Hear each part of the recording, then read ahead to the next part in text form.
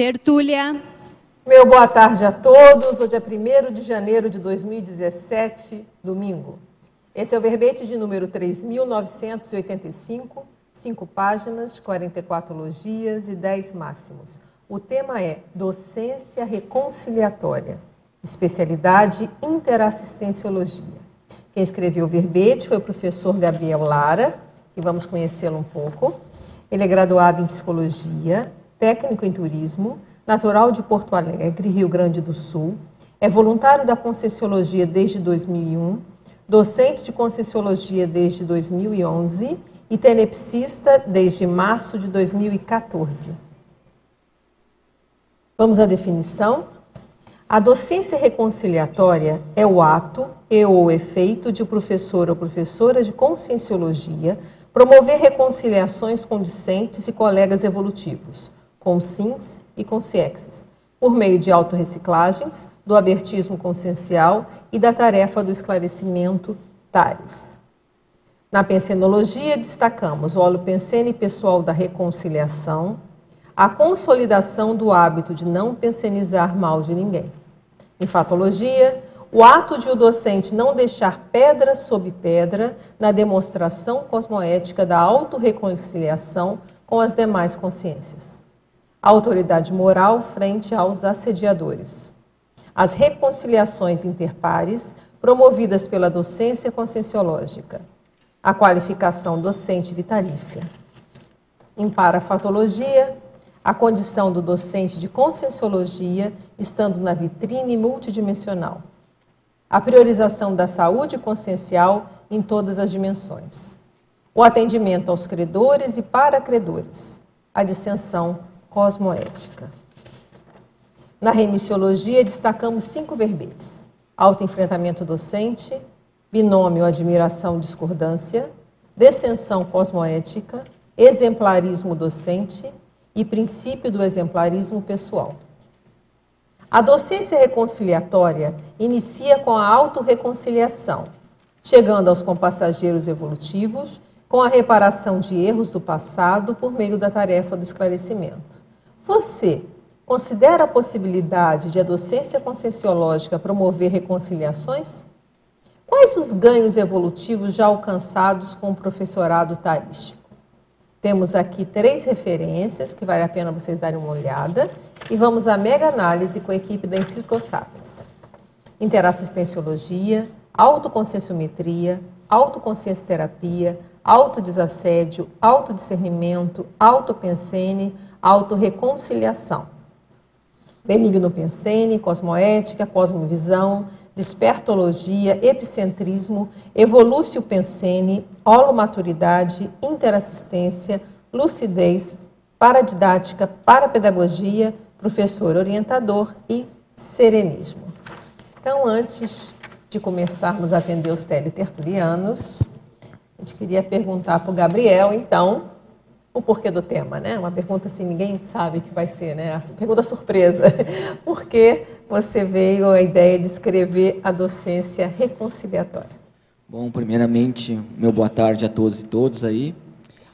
E um feliz ano novo a todos também, com muitas reconciliações. O objetivo principal que eu decidi escrever sobre esse tema, faz mais de 1 ano e meio, mais ou menos. Eu estava pensando muito qual o sentido da docência, do voluntariado, TENEPS e tudo mais. E veio essa ideia da reconciliação. Até na época eu propus outro título e foi sugerido pela Enciclosapiens a docência reconciliatória. Se não me engano, eu sugeri reconciliação docente, alguma coisa assim. Aí sugeriram esse tema. E foi muito bacana assim, toda essa caminhada que teve de 1 ano para cá, porque eu penso que eu nunca tive um aprofundamento tão grande na minha autopesquisa. E teve muito a ver com o tema também. Aí outras questões que a gente pode abordar mais para frente, mas foi interessante esse tema aí. Então vamos continuar falando sobre isso. Agora uma pergunta de Curitiba, é o nosso teletertuliano assíduo. Então vamos lá. Estrangeirismologia, na página 12. Como funciona o ego style docente? Ele já existe previamente à docência ou se desenvolve ao longo das aulas ministradas? Isso é uma excelente pergunta, porque essa questão do estilo do docente, eu até tenho um verbete que a Elisa defendeu, que é assistência singular, que mostra que cada pessoa, cada consciência tem o seu estilão de fazer assistência. Tem uma personalidade para fazer assistência. E o docente também. Então, uma coisa que eu vejo muito é o docente não perder esse seu estilo pessoal. Ele manter sempre, porque às vezes a gente tem interações com mais diversos professores, mais veteranos, menos veteranos, e às vezes a gente quer se moldar àquele professor que é mais veterano, mas ele tem o estilo dele. E você tem que respeitar esse seu estilo pessoal. Claro, isso aí não é a síndrome de Gabriela, né? Dizer que não vai mudar. Não é isso. É você respeitar o seu estilo, porque você já vem com ele. E vai se desenvolvendo ao longo também. Mas quanto mais fidedigno você ficar, mais você vai fazer assistência para o seu grupo, que você serve de senha. Pensenologia, página 12, linhas 4 e 5. Como podemos chegar à tão difícil consolidação do hábito de não pensenizar mal de ninguém, envoltos nas tão presentes fofocas e redes sociais? Isso é muito sério. Essa questão de pensar, eu vejo que quando a gente está pensando mal de alguém, tem alguma coisa no outro que está incomodando na gente. Então, ao invés de a gente ficar pensando, o fulano fez isso, fez aquilo, fez aquele outro, a gente traz a responsabilidade para nós. Poxa, o que eu tenho que trabalhar em mim para parar de pensar mal dessa pessoa? Será que eu estou me afinizando com o amparador ou com o assediador dela? Quando a gente começa a pensar sobre isso, a nossa visão muda e a gente começa a parar de pensar mal dos outros. Mas é aquele exercício diário. Pegar o caderninho, anotar, e aí assim vai amenizando essa situação. O que você anota, assim, só para o povo saber? Eu pego um bloquinho de... Até a própria CIP tem uns bloquinhos, que dá para o pessoal. Gosta bastante. E aí você vai anotando, coloca lá, vamos supor, dia 1º de janeiro de 2017, 12h37, eu pensei tal coisa do fulano. Aí você anota lá, aí o que estava acontecendo antes, o que aconteceu depois. Aí você trabalhou com energia. Poxa, fiz o EV, passou aquele pensamento. Aí você anota lá, fiz EV, passou. Então, assim, a gente vai mapeando essa nossa pensenidade. Mapeamento da patopensenidade, será que é isso, um título de verbete? Pô, uma boa ideia. Você vai melhorar isso aí, mas é uma boa ideia, né? Você passar a técnica, né? Aí você detalha bem essa técnica. Fatologia, página 12, linhas 6 e 7. Você já teve a necessidade de realizar acariações entre os docentes quando necessárias? Se sim, poderia expor o fato? Expor o fato eu acho que é complicado. A questão é que sim, que quando é necessário a gente precisa fazer essas acariações para tirar limpo mesmo as situações, porque às vezes a gente fica aquele disque-me-disque e a gente trabalha essa questão do voluntariado na área técnico-científica, então às vezes acontece mesmo um docente ficar incomodado com o outro, e aí o outro falou, e aí se reúne, coloca, esclarece a situação, e muitas das vezes não, mas eu tinha pensado outra coisa, não sabia que era isso, falta de comunicação. Então, acho que é importante, sim, para não ficar mal parado, porque o assédio pega muito nesses pontos fracos. Então, a pessoa começa a pensar mal do outro, começa a falar aquelas conversas de corredores, e quando vê, o assédio está instalado. Então, quando você faz essas acariações, alivia esse contexto aí. E aí, na sua experiência, é mais favorável, então? Tudo tende, na maioria dos casos, reconciliatório ou não? Reconciliatório, com certeza. Dá certo. Porque as pessoas precisam desabafar, falar. Porque às vezes elas não tiveram oportunidade ou não tiveram coragem de falar para a pessoa o que estava incomodando. É melhor do que falar pelas costas, né? É melhor falar pelas costas. Então isso é muito sério. Nicha um pouco, né? Então isso é interessante a gente fazer, porque daí reconcilia mesmo. Fatologia, página 12, quinta linha, de baixo para cima. Quais são algumas das concessões realizadas pelo docente? As concessões realizadas pelo docente. Eu penso que Até amanhã a gente vai apresentar um verbete sobre concessão duplista. Então, essa concessão é você abrir mão.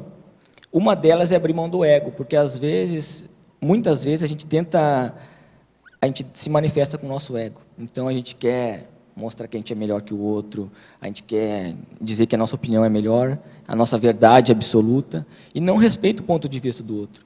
Então, quando a gente começa a entender que o outro tem todo o direito de manifestar a opinião dele, ele não precisa pensar que nem você abre mão, está tudo certo, respeita. Às vezes ele está dando aula, você pode não concordar com aquele ponto de vista. Aí você respeita, está tudo certo. Ele vai passar a visão dele sobre o assunto.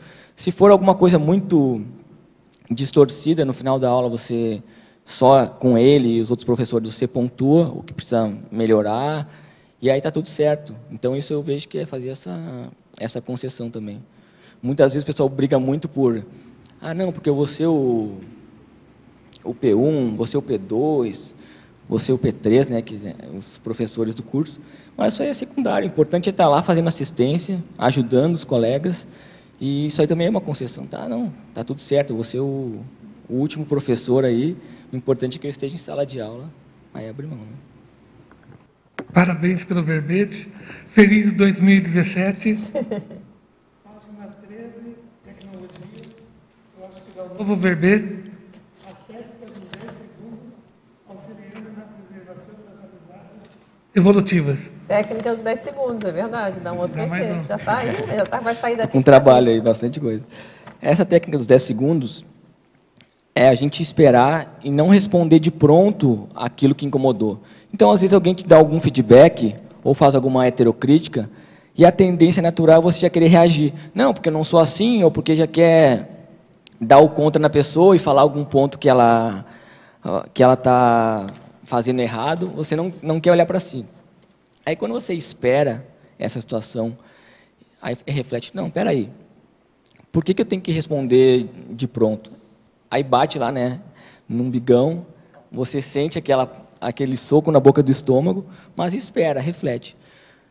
Aí pode ser mais de 10 segundos também, pode ser 5 minutos, mas só vai dar algum feedback quando você estiver com aquilo tranquilo. Se for um dia depois, enfim, aí aquilo preserva as amizades. Até eu apresentei um verbete que chama Efeito Fênix, que foi com essa experiência, porque uma vez a gente estava numa devolutiva e a pessoa, no final dessa devolutiva que a gente estava fazendo, esse professor veio me dar devolutiva. Gabriel, acho que você trouxe muitos exemplos pessoais, você não precisava ter feito isso, porque, enfim, não era o momento, a pessoa falou.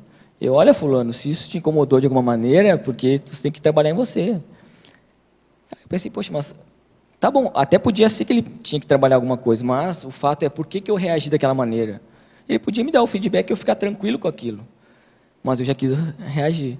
Então, aí, quando eu comecei a pensar nisso, surgiu esse verbete. E aí eu tenho que esperar mesmo, não tem que já responder de pronto, deixar o egão falar.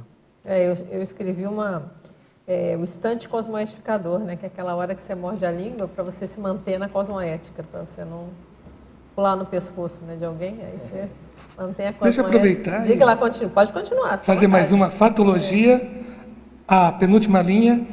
A antecedência do docente veterano em utilizar o pré-perdão assistencial. Podia explicar um pouquinho melhor? O pré-perdão assistencial é um verbete do professor Valdo, e até, se eu não me engano, no início do verbete ele fala, vocês podem fazer o que quiser até o ano 3000. Isso. A partir do ano 3001 eu vou começar a repensar o que vocês fizeram. Então, assim, essa questão do pré-perdão, que já antecipado, porque o que quer dizer isso? Porque sabe que as pessoas vão errar. E a gente não tem que criar essa expectativa de achar que todo mundo, porque a pessoa está estudando conscienciologia agora, ela não vai mais cometer erros. Quando você avalia dessa forma, você faz esse pré-perdão antecipado.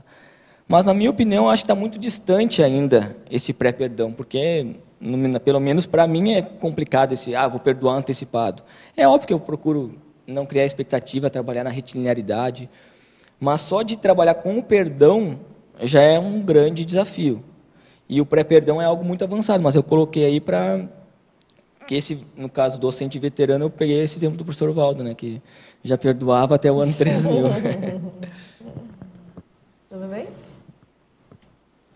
Agora é uma pergunta de Porto Alegre. Fatologia, página 12, terceira e quarta linha. Poderia aprofundar o soco na cara parapedagógico? Esse soco na cara é interessante porque quando a gente está dando aula, acontece muito da gente ter esse impacto, esse soco na cara. E fica tudo muito otimizado em questão da autopesquisa. E aquela sua realidade multidimensional que a gente fala na vitrine multidimensional, fica exposta.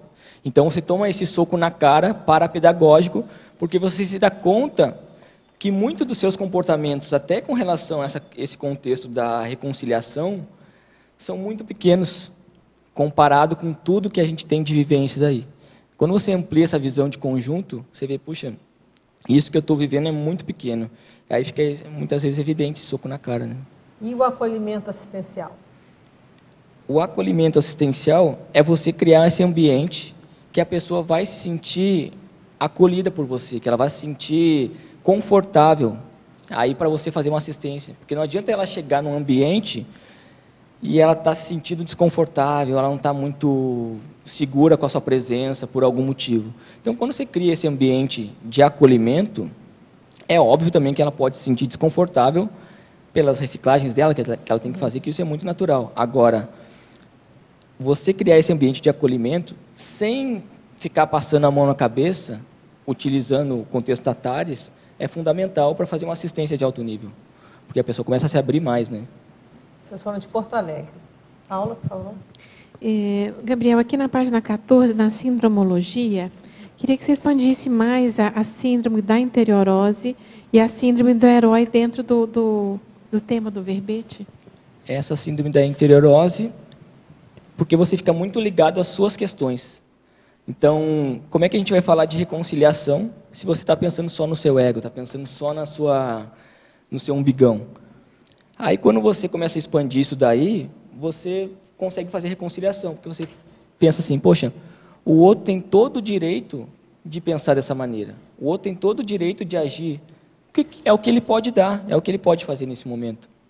Até teve uma situação interessante esse ano que eu falei essa questão da reciclagem toda, que foi a seguinte, um dia antes de começar a consciência terapia, ocorreu uma situação que nunca tinha acontecido comigo, assim, até eu fiquei bem impactado com isso, que eu fui assaltado à mão armada, o GPS mandou para um lugar errado, e eu fui assaltado, aí roubaram uma aliança, celular, tudo. E aquilo me impactou muito, porque eu ia chegar na consciência terapia no outro dia para colocar mais a minha reciclagem à prova, porque não tinha muita coisa para mexer, que eu pensava. Aí, quando aconteceu isso, eu tirou o chão, puxa, tem muita coisa para aprofundar nisso. E eu estava ainda nessa condição do meu umbigão. Aí, o que aconteceu com isso? Eu comecei a refletir até no set da consciência terapia, que estava passando por umas condições, uma questão pessoal relacionada à reconciliação, justamente por essa questão da pessoa não confiar, a pessoa falar mal. Então, não sei se é de outras vidas isso, o que é, mas me incomodava muito essa questão da pessoa não falar para você na frente e falar nas costas. Então, isso me pegava muito. Eu não sei se eu já sofri com isso em outras vidas, não sei, mas isso é muito forte para mim, essa questão da confiança. As palacianas era assim, né? Por trás. Então, assim, isso me incomodava muito. Aí eu trouxe isso daí, e aí que incrível que a gente vai criando cognição para o contexto. Aí eu comecei a ver que eu não fiquei incomodado com os assaltantes. Nenhum momento eu pensei mal deles, nenhum momento eu fiquei desconfortável com eles. Eu pensei, poxa, por que eu precisei, a essa altura do campeonato, passar por isso? Aí eu comecei a pensar isso. Poxa, então eles têm eles estão no processo deles, está na evolução deles, eu pensei. Aí, como se viesse uma lacuna assim, poxa, mas essa pessoa também que eu estou desconfortável porque ela fez isso, ela está no direito dela de fazer isso também. Ela está na reciclagem dela, na autopesquisa, na evolução dela, no paradigma dela. Aí isso clareou muito para mim, quando eu vivenciei isso, e aí eu saí da interiorose, eu saí do meu umbigão, eu comecei a respeitar o momento da pessoa, o paradigma, porque isso faz toda a diferença, você respeitar o que a pessoa pensa. Se ela, por algum motivo, falou mal de você, ela tinha as questões dela, as carências dela. Será que você não abriu espaço para que ela pudesse te dar o feedback? Você não criou aquele ambiente acolhedor para ela vir falar com você?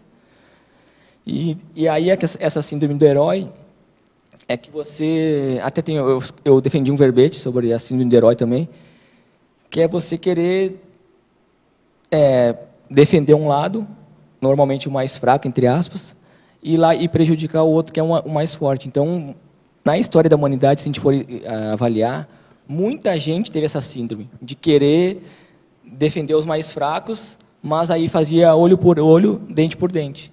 Então, isso não é assistencial. A gente vê muito, né, hoje, essa questão essa internet e tudo mais, as pessoas... Ok, tiveram pessoas que cometeram atitudes erradas. Até teve um exemplo, há uns 3 anos atrás, uma menina que...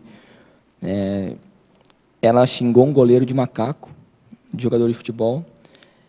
Ok, a atitude dela foi errada, ela tem que responder pelos seus atos, está tudo certo. Agora, os torcedores foram lá, queimaram a casa dela, ela foi demitida, ameaçaram ela de morte, a vida dela virou um caos por causa disso. Então, olha, para defender o lado que foi agredido, o que as pessoas fizeram, muito pior. E nessas nossas vidas, a gente vem fazendo isso, nesses ciclos existenciais. E aí, quando a gente para e fala assim, não, peraí, eu vou parar com essa postura de querer ser o herói, de querer defender o lado mais fraco, porque está tudo certo, tudo tem sua razão de ser, né, questão da cosmoética. Então, eu achei que tinha a ver com essa questão da reconciliação. Perguntas da Alemanha. Pode comentar a frase enfática? Aí, dá uma lida na frase enfática de novo. A docência reconciliatória inicia com a autorreconciliação, chegando aos compassageiros evolutivos com a reparação de erros do passado por meio da tarefa do esclarecimento. O que eu quis dizer com isso? Que não adianta eu querer me reconciliar com alguém se eu não estou reconciliado comigo mesmo.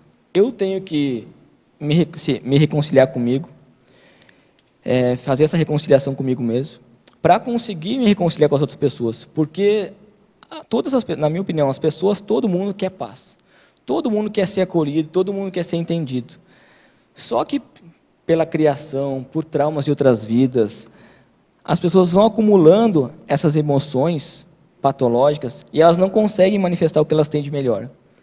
Então, elas não conseguem, obviamente, se reconciliar com as pessoas, com os outros. Então, elas brigam, fecham a cara, não cumprimenta, ameaça e diversas outras coisas, porque, às vezes, a pessoa não pensa da mesma maneira que ela, ou porque a pessoa falou mal dela, e tem vários outros contextos que entram nesse contexto da reconciliação. Então, o objetivo principal é você se autorreconciliar. Aí você começa a ampliar essa autorreconciliação e pode se reconciliar com as outras pessoas. Aí você começa a entrar no esclarecimento, que a TARES, você começa a ver a medida. Não é aquela TARES, TACAP, simplesmente qualquer pessoa, então eu vou lá e vou derrubar a pessoa com a TARES. Não. Isso aí é estupro evolutivo. É você saber o ponto, saber a medida que você vai fazer no esclarecimento para a pessoa. Não sei se ficou mais ou menos claro. Você podia só explicar um pouquinho mais a questão da autorreconciliação? Explica esse conceito para as pessoas. Olha, no meu caso, pelo menos, essa questão da autorreconciliação, eu estava com dificuldade com outras pessoas, como eu expus há pouco tempo. Mas aí eu fui ver que era comigo o traço. Que eu que tinha que analisar na minha autopesquisa, eu que tinha que me aceitar, ficar de bem comigo mesmo, para poder aceitar as outras pessoas. Porque é aquilo que a gente falou no início. O que tem... Vamos supor que eu estou incomodado com alguém. O que tem nele ou nela que reflete em mim que eu não gosto? Aí eu começo a olhar para mim. Aí eu começo a ver, poxa, mas por que eu tenho esse sentimento ainda? Será que eu preciso disso ainda? Olha os teus trafores, olha o que você tem de bom. Aí você começa essa autorreconciliação, você começa a se valorizar. Não é a questão de se passar a mão na cabeça. Ah, não, coitadinho de você assim, não. É você estar de bem. E o estar de bem, você autorreconciliado, você vai olhar os seus trafares, vai olhar os seus trafores, para conseguir medir exatamente onde que você tem que ir, o que você tem que ampliar. E aí amplia a reconciliação também. Não sei se você quer falar alguma coisa. Não, certo. Ó, poderia dar a sua opinião de como não deixarmos os desafios diários no intrafísico influenciar o nosso desenvolvimento proexológico? Até um exemplo disso, a gente mora em São Paulo. Então, São Paulo são 11 milhões de habitantes. Em São Paulo, 24 milhões na Grande São Paulo. E é uma correria, a cidade não para, é 24 horas. A gente não tem tempo para respirar, não tem tempo para se olhar muitas vezes, se a gente entra nessa locomotiva. Então, por isso que esse contexto de docência, voluntariado, TENEPS, é muito importante para você não desviar. Porque é muito comum as pessoas que, até aqui pode ter também, enfim, mas elas começam a se afastar do voluntariado. Eu não vou porque não preciso fazer esse trabalho e tal. Começa a se afastar. Aí o que acontece? Elas começam a ficar um pouco antagônicas às pessoas do voluntariado, começam a ficar colocando defeitos, porque elas não estão junto no grupo, não estão em sinergismo. E aí é muito fácil ela escapar, é muito fácil ela sair do veio da Proex dela por conta dessa correria do dia a dia. Ou outras pessoas que, agora eu vou priorizar o meu trabalho e vou parar de voluntariar. Na minha opinião, a gente consegue levar tudo de jeito. Não tem o porquê você abrir mão, claro, a não ser em casos extremos, a pessoa está na medicina, precisa focar 100% do tempo. Aí é uma pausa estratégica que ela vai fazer e depois ela retorna. Agora, no dia a dia, a pessoa abrir mão de voluntariado, docência, todos esses aportes que a gente tem na mão, é muita burrice, na minha opinião, porque é muito fácil ela desviar da Proex com relação a isso. Então, é muito séria essa condição. Até eu estava vendo... Posso falar? Não, pode continuar. Eu fui fazer a técnica essa semana no Projeciologia, aquela técnica do jejum de 3 dias. Eita, essa aí... Aí eu fiz... Como eu estou de férias, aí eu falei, não, vou fazer e tá tudo certo, só tomando água, né? Claro, é bom sempre ir no médico, tudo para avaliar isso aí antes. Mas é incrível... Porque como a gente fica com a condição somática mais instável, assim, né? Mais fraca, você está mais frágil e tudo mais, você começa a se enxergar mais. Você vê que a correria do dia a dia, às vezes, consome muito a gente. Então, essa técnica me ajudou muito a ter essa calma, a avaliar. Junto com ela, eu fiz a imobilidade todos os dias, desses 3 do jejum, eu fiz a imobilidade física-vídeo. Isso ajudou muito também a você ter essa percepção maior de você como consciência. E automaticamente ajuda você a alavancar a sua Proex, né? Tá bom.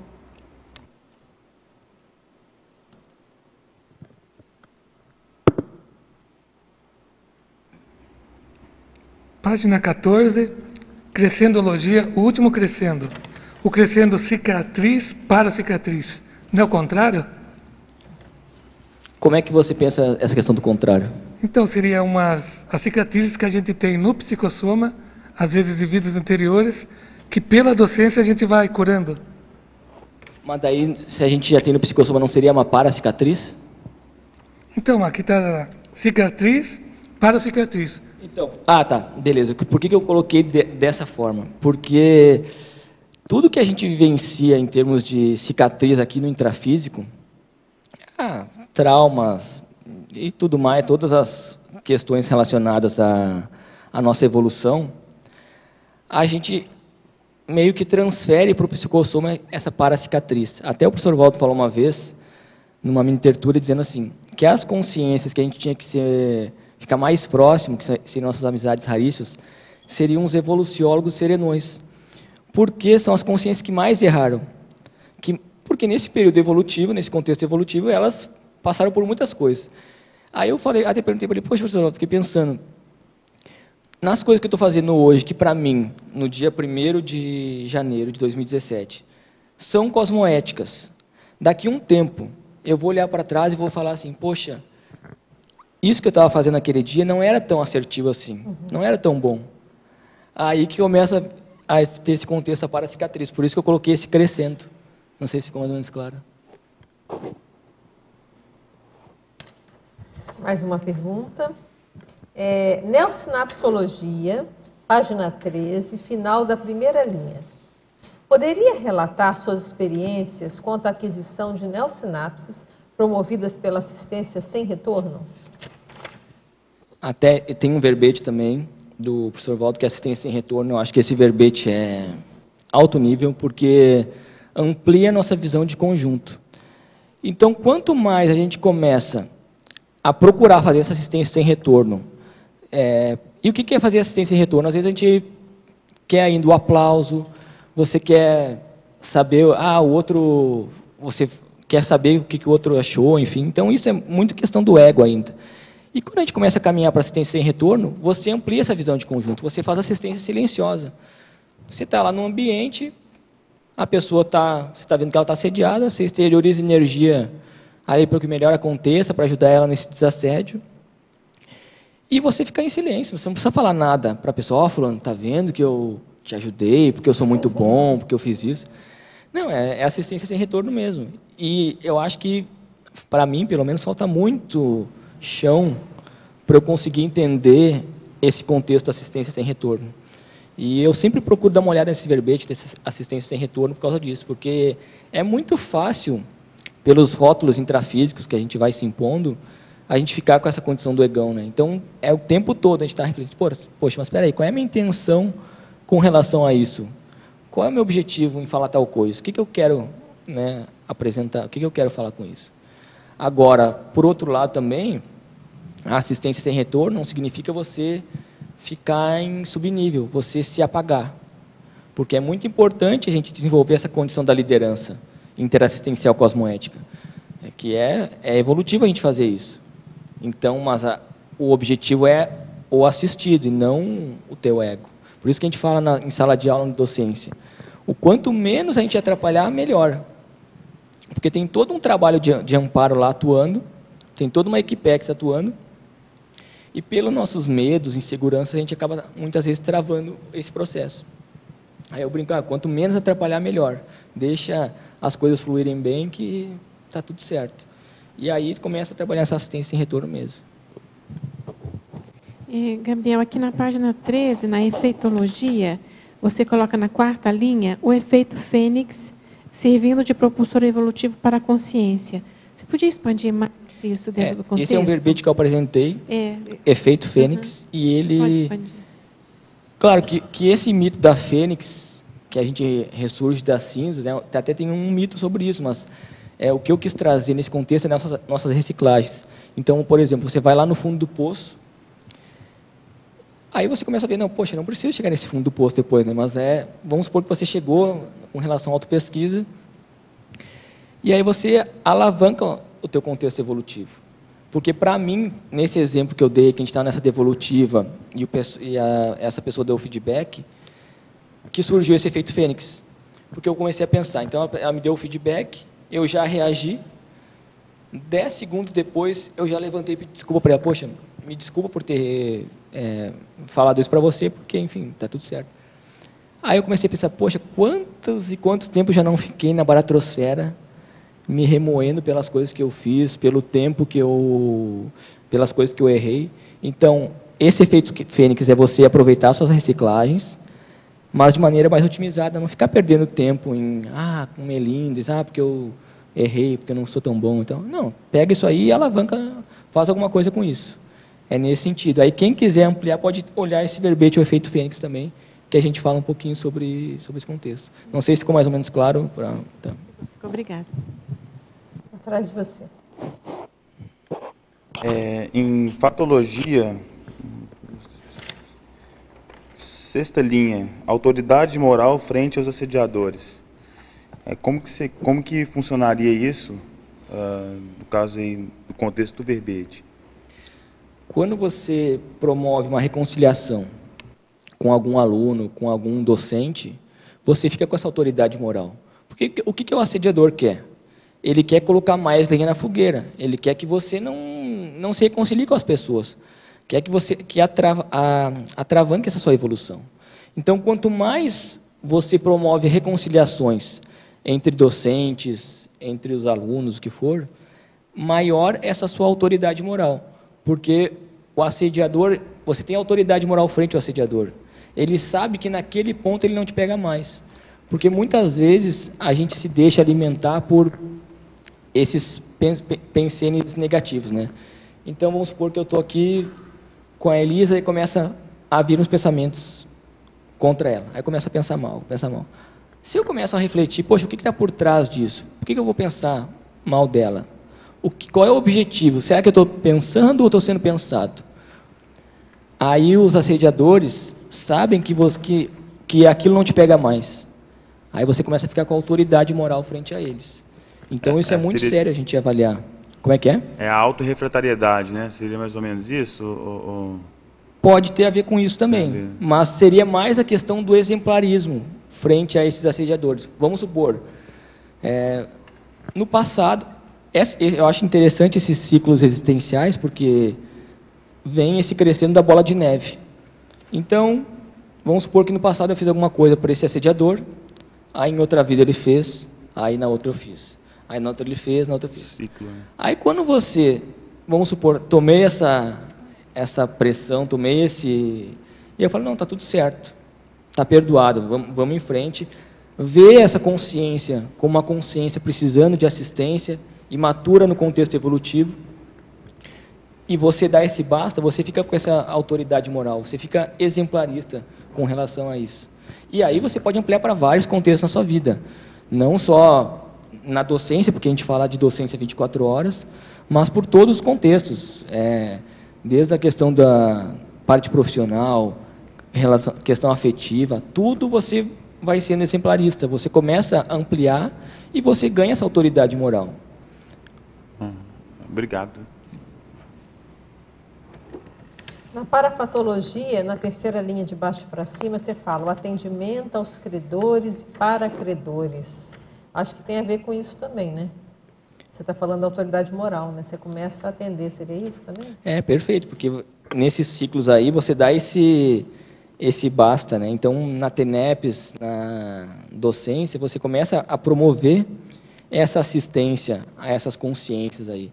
E, às vezes, eu já tive projeção com relação a isso, de consciex, cobrando por uma postura de muito tempo atrás. Mas aquilo já passaram séculos e essa consciência continua presa a esse processo que você fez para ela. Então é muito sério esse atendimento aí. E o importante é, ok, passou, errou, não tem mais como voltar atrás, vamos assistir da melhor maneira, às vezes... daí vem, acho que é legal essa sua pergunta, porque isso aí vem a questão da autoridade moral. Isso, tá. Vamos supor, essa consciência que você errou no passado, ela fica na tua psicosfera lá te assediando, cobrando, né? Poxa, porque você fez isso, você fez aquilo, porque eu vou me vingar de você não devia ter feito aquilo, você me tirou a vida há milênios atrás, tal. E aí ela começa a te observar no dia a dia, essa postura e tudo mais. Aí quando ela começa a ver que você mudou, você ganha essa autoridade moral, você vira exemplarista e você consegue encaminhar essa consciência. Então é muito sério. Aí você, por outro lado, você pensa, poxa, daqui para frente, o que eu vou fazer para não cair mais nesse gargalo? O que eu tenho que fazer para me reconciliar o máximo possível agora, para não deixar para outras vidas isso daí? Então é muito legal essa reflexão, acho que foi bacana. E pode perguntar.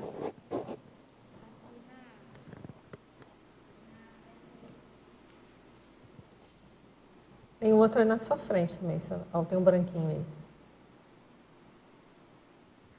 A tecnologia, você coloca a técnica dos 10 segundos, auxiliando na preservação das amizades evolutivas. Como que é essa técnica? Seria pensar antes de falar? Ou como que é? Isso tem muito a ver com a questão quando você recebe alguma heterocrítica, ou alguém faz alguma atitude que você não gostou, ao invés de você responder de pronto, você se permite pensar, se permite refletir. O que tem naquela pessoa que reflete em mim que eu não gosto? O que está por trás disso? Será que realmente o problema é com ela ou é comigo? Porque uma coisa é você dar um feedback, e aí tem a questão enfim, tem várias maneiras de dar um feedback, de maneira assertiva, de maneira tranquila. Essa questão dos 10 segundos é quando mexeu com você. Por que mexeu com você aquilo? Por que pegou? O que você precisa reciclar? O que está pegando na sua autopesquisa que você deixou de ver, que está pegando essa questão que você tem que reagir de pronto para essa pessoa? E aí, quando você para 10 segundos ou mais, às vezes tem que esperar mais. Até amanhã no verbete da Conceição Duplício eu vou falar um pouco sobre isso. Que às vezes você toma aquele soco na boca do estômago e aquilo te incomoda demais. Ao invés de você reagir de pronto, você querer dar o contra, e às vezes você não está brabo ou nada, mas aquilo te pegou de alguma maneira, e você... Aí se você espera, aquilo passa, dá uma aliviada. E aí evita uma série de problemas. Então, eu acho que é bem séria essa questão dos exercícios. Aí aquele negócio se estende, né, se a pessoa fala. Pode continuar. Obrigada. Você também. Paula. Gabriel, aqui você falou, inclusive na definologia, você deu agora uns exemplos de reconciliação com colegas, né, docentes, e queria que você trouxesse talvez algum exemplo dessa reconciliação com discentes, com alunos. Você tem alguma experiência dessa, assim, de... Acontece muito, assim, a gente, pelo IPC, dá bastante curso de itinerância, então a gente viaja por vários lugares do Brasil aí, e acontece muito da gente chegar em algum local e algum aluno, ele te olhar meio atravessado. Nunca vi a pessoa nessa vida, mas ele te olha meio atravessado, assim, ele olha meio estranho, aí quer dar meio contra algumas coisas, e está tudo certo, não é esse o problema. Mas a gente começa a ver que tem alguma coisa mais profunda ali que a gente não tem noção no momento. E aí, quando acaba o curso, a pessoa está super bem com você, reconciliou. Então, acontece muito isso, não foi uma nem duas vezes. Direto acontece isso, a gente chegar em algum local, a pessoa está meio antagônica a você. Claro que pode ter o próprio contexto do assédio relacionado ao curso, mas muitas vezes tem a ver com a pessoa mesmo que tem, e automaticamente ela se afiniza com os assediadores também, enfim. Mas é interessante isso aí. Aí passa o curso, a pessoa já reconciliou o negócio. Na exemplologia, você fala assim: na docência reconciliatória avançada, a decorrente da condição de promover a reconciliação policármica por meio da publicação de livros tarísticos. Fala mais, como é que você pensa isso? Como é que você acha que ocorre isso? Da avançada? E avançada. Tá. Essa questão da avançada, então, assim, deixa eu até pegar aqui a... Se quiser falar as duas, fica à vontade. Eu acho que eu vou falar as duas. Fala as duas, então. A docência reconciliatória básica, a decorrente da condição de investir tempo e auto-esforços promovendo reconciliações dentro e fora de sala de aula. Aí é esse contexto que a gente vinha falando. É você não se permitir mais ficar com esses melindres de ficar de mal com as pessoas.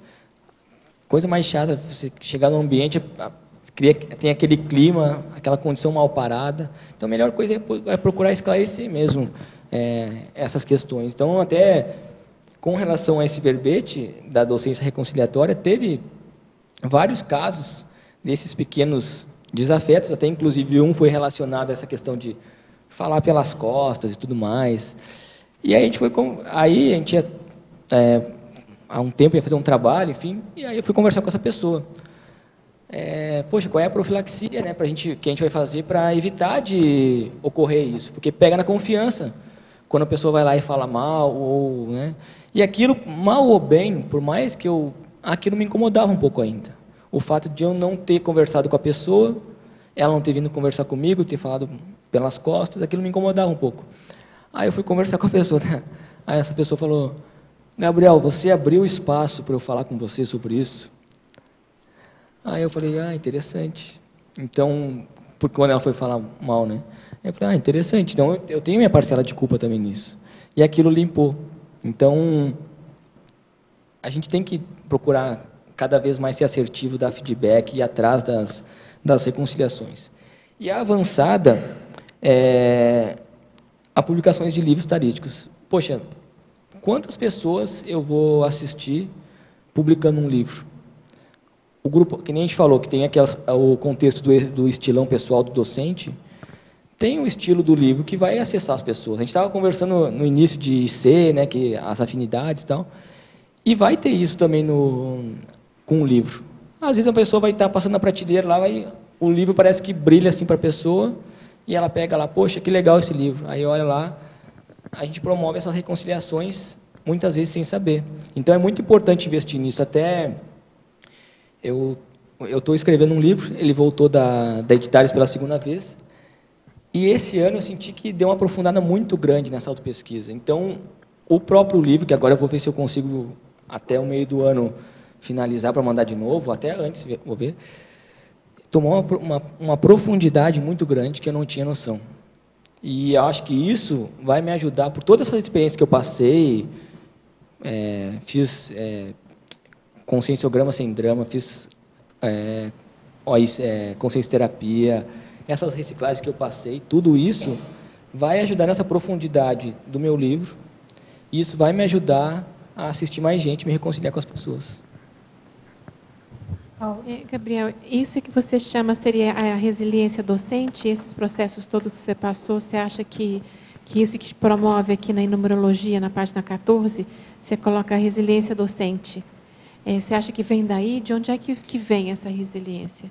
Eu penso que eu sou uma pessoa muito adaptável, muitas vezes, ao estresse, a essa condição. Então, a resiliência é você sofrer esse estresse e você voltar para aquela condição normal. Isso não significa que você não vai trazer experiências disso. Óbvio que você vai trazer muita profundidade na autopesquisa. Mas todas essas experiências vão te ajudar nessa resiliência docente. Porque o que falta à reconciliação? Qual é o oposto disso? É a manifestação egóica nossa. Então, às vezes, por a gente se manifestar pelo nosso ego, pelas nossas emoções, acaba prejudicando todo esse outro lado. Aí, quando você começa a verificar que você é mini peça de um maxi mecanismo, você começa a ver, poxa, não tem mais tempo para eu dar esses lapsos. Por mais que você sinta que você se mantém ali naquele padrão, mas a sua pensenidade é afetada.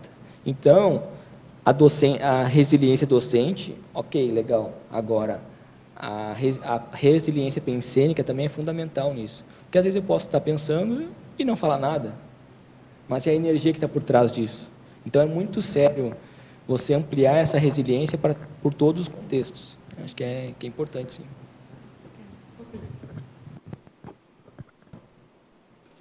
Eu acho que o branquinho está melhor.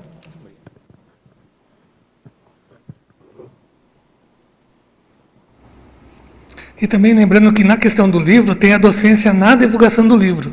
Que você vai estar dando curso, vai estar fazendo autógrafo, vai estar explanando a sua vivência durante o livro. Então também é uma docência em cima da docência do livro. É verdade. E aproveitando na página 14, mitologia, você podia explicar os dois mitos? O mito da perfeição e o mito da salvação, no seu caso? Esse mito da perfeição é que a gente conversa com muitas pessoas que elas têm receio de começar a docência. Então elas, porque eu não sou muito boa ou muito bom para começar a docência, porque eu não sou tão assistencial. A pessoa começa a criar esse mito e ela começa a abrir, porque ela está pensando só nela, ela está pensando só no ego dela. E ela acha que a docência é uma perfeição, que o professor é perfeito, que todo mundo tem que falar só aquilo que é o esperado. Aí eu começo a refletir muito sobre isso, porque a gente tem muitas pessoas que, em teoria, são muito boas. Poxa, a gente vê lá a pessoa decorou a enciclopédia inteira, todos os livros, tratados, que é muito positivo, que é aquele 1% de teoria, que é fundamental, isso é muito sério. Agora, em termos na prática mesmo, a gente não vê a pessoa vivenciando o paradigma consciencial. A gente vê a pessoa, um teoricão, que não coloca em prática. Então, assim, isso é perfeição? Primeiro que perfeição não existe. Mas, assim, as pessoas criam esse estereótipo. Não, fulano de tal é um professor muito bom, veterinário. Ok, está tudo certo. Ele é mesmo, e ótimo. Agora, ele tem as suas imaturidades, ou ele tem as suas coisas a ser trabalhadas também. Senão, a gente não estaria aqui reciclando um monte de coisa nesse grande laboratório que é essa vida humana. Então, a perfeição não existe. A gente sempre estimula as pessoas a procurarem a docência, porque a docência vai promover essa reciclagem. Aí, às vezes, a gente até tem que tomar um cuidado para não forçar um pouco a barra, porque a gente fica cutucando, e aí, fulano, é a docência, não sei o quê. Ainda mais na área do técnico-científico, e a gente trabalha, então é totalmente relacionado à formação docente. Então, a gente tem que dar uma segurada na onda. Agora, o mito da salvação é essa questão que você querer salvar o mundo. Você acha, não, porque eu preciso salvar as pessoas, eu preciso, né, aquela síndrome do Salvador, que não existe também. Já tem vários casos de professores aí, veteranos, enfim, que falaram que já tiveram experiência tinha uma assistência de um grande grupo para fazer, mas aí foram inventar de assistir uma pessoa só. Aí aquilo deu na cabeça dela, ou dele, enfim. E já aconteceu isso várias vezes, né? Comigo já aconteceu isso também. E você quer salvar todo mundo. Às vezes você tem que saber escolher, né? Poxa, não, essa assistência é prioritária, não dá para abarcar todo mundo. Tem gente que não vai ser momento. Tem gente do grupo, por exemplo, que você vai assistir lá na baratrosfera, na pré-intermissiologia. Então não dá para ter esse mito da salvação, que eu sou o responsável por salvar todo mundo, que eu sou... E aí vem a questão do egão, né? Porque, poxa, porque eu preciso fazer isso, então, não sei se ficou claro. Tem aquele princípio da enciclopédia, né? Que toda consciência tem algo a aprender e ensinar. Então, aqueles que não querem dar aula, tem que pensar que tem um grupo que, às vezes, vai ser justamente a fala dessa pessoa com as energias dela que vai acessar. Então, na hora que ela se omite, querendo tá super pronta, às vezes, quem vai estar pronto, né? Quando que a gente vai estar pronto? Ninguém está pronto, né? É interessante, Adriana, falar sobre isso, porque a gente vê muito em sala de aula, às vezes tem aquele professor que tem mais experiência, e aí ele começa a abordar, poxa, com todo aquele conhecimento teórico, aí ele explana muito bem, né, enfim, e explica direitinho, aí o aluno, eu não entendi. Aí o professor que está iniciando o primeiro curso dele, está estreando como docente, aí ele chega e fala, explica da mesma maneira que esse docente mais experiente falou, só que com as palavras dele, ou dela. Aí ele, agora eu entendi esse conceito, porque tem muito a ver com a representatividade do grupo. Você é responsável por um grupo. Você tem aquele grupão de assistentes que a gente está falando de livro e tudo mais. Então, isso é interessante a gente assumir essa responsabilidade mesmo e começar a refletir, poxa, o que está por trás disso? O que eu preciso reciclar? Eu estou com medo do quê? Para mim, eu não estou aqui agora porque eu assisti a aula, porque eu vi os docentes. Quantos e quantos anos o professor Valdo sentou aí nessa cadeira e foi um grande docente, né? Década. Então isso é muito sério. E aí, quando você começa a refletir sobre isso, você começa a querer retribuir todos os aportes que você recebeu. E a docência vai estar ligada a isso. É um desenvolvimento de alto nível. E eu lembro quando eu fazia escala de professores, há muito tempo atrás, no Rio de Janeiro, a gente via isso, né? Era interessante observar a turma do professor. Então, às vezes, trocava o professor em cima da hora, você via que a turma tinha mais rapport com o professor que saiu. Então, esse tipo de coisa a gente aprende muito vendo como tem, né? Pensa bem o mecanismo que, às vezes, os amparadores tangenciarem aquelas pessoas para aquele professor. Por isso a responsabilidade, né? Você tem seu grupo. Isso entra, a gente está falando de professor, mas também verbetógrafo. Tudo tem isso, né? Tem vezes aquele verbete, você, nossa, aquele verbete é uma maravilha, porque para ela é aquela pessoa, aquele que bateu para ela. Então, sim, hoje, quando a gente tem esse cardápio de verbetógrafos, é muito importante. Porque você tem o verbetógrafo que vai acessar aquele grupo. Então, a gente tem uma... E é um material de pesquisa de alto nível. Porque até nessa questão da reconciliação, você não conhece a pessoa e aí você começa a... Olha para o verbetógrafo, poxa, que legal essa pessoa está falando, bem isso que você falou. E aí você olha outros, alguma coisa não caiu muito bem. O que está por trás disso? O que eu posso fazer para me reconciliar com essa pessoa agora? E aí, se você traz para a autopesquisa, isso fica muito otimizado. Aí, até só pegando um gancho, Adriana, com relação a essa questão de estar pronto, que quando eu apresentei o verbete aquele desrepressão docente, o professor Valdo falou sobre isso.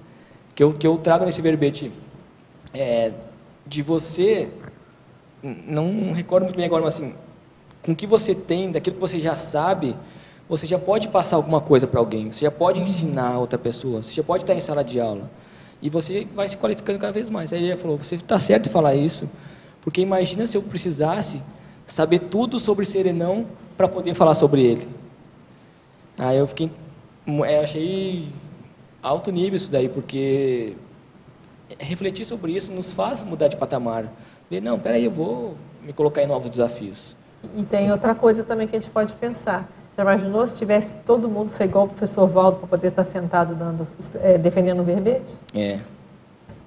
É assim, tem que ir cada um no seu nível, com o seu público e mais sério, com a sua bagagem. Porque as bagagens, elas são únicas, né? Únicas e singulares. Então, a pessoa, naquela linha, ela está acima da média do grupo. E ali ela vai ter como falar aquilo com uma autoridade moral. Você falou de autoridade moral, que às vezes o outro não vai ter, porque ela fez nas vidas passadas. E essa mensuração, como é que a gente vai fazer?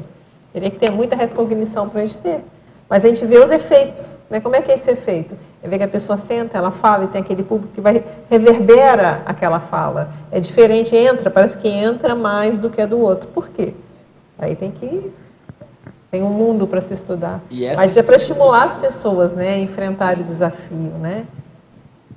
E essa estrutura que é criada nos verbetes é alto nível, porque você muda muito. O professor Valdo é um gênio. Né? A docência, o voluntariado, enfim, TENEP, tudo isso são ferramentas fundamentais para a nossa evolução. A gente começa a olhar, poxa, quando eu comecei a docência, quando eu comecei a TENEPs, quando eu apresentei o primeiro verbete, você vê as reciclagens que você fez, é alto nível.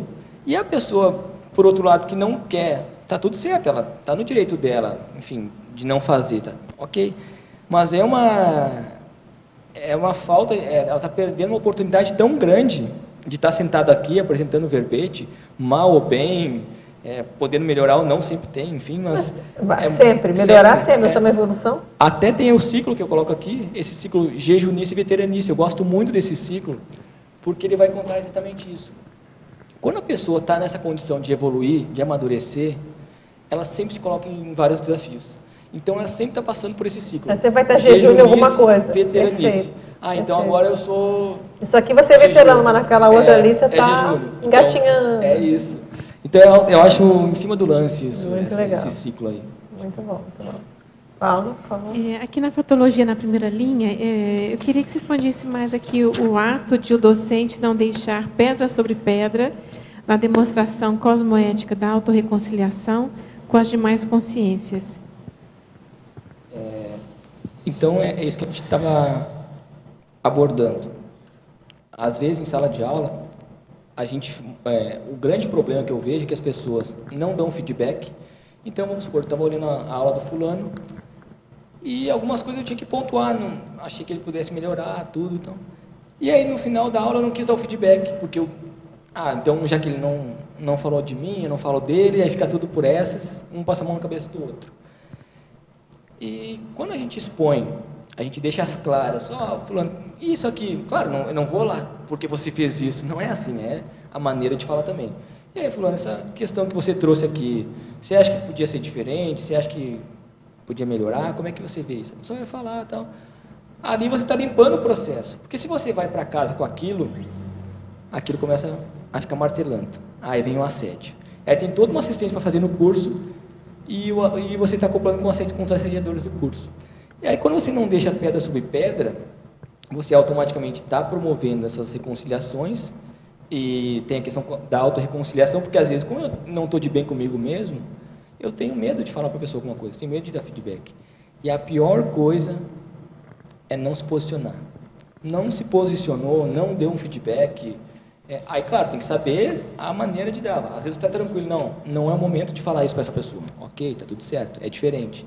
Agora, é importante eu me posicionar naquele momento, é importante eu falar. Eu não falei, aquilo fica martelando.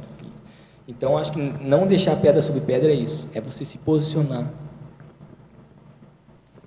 Vamos para a Vitória. Fatologia, 7ª linha de baixo para cima. Pode explanar sobre as reconciliações interpares promovidas pela docência conscienciológica? Essas reconciliações, a gente falou um pouco sobre isso.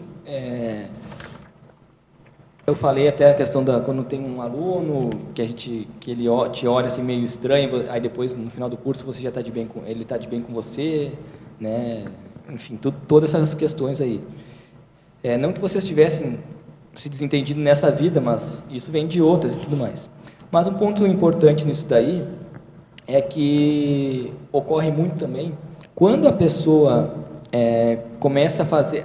Vamos supor que eu vou dar aula com um docente. Aí eu tenho um certo, entre aspas, preconceito com aquele docente. Não, porque pelo estilo dele é isso, aquilo, aquele outro.